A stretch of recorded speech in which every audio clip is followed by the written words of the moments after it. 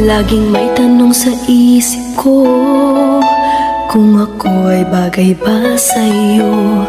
Bakit ganun lagi kang alaala ko? Nalalaman ko na di ako ang tinitibok ng puso mo, ngunit umaasa na mapapansin mo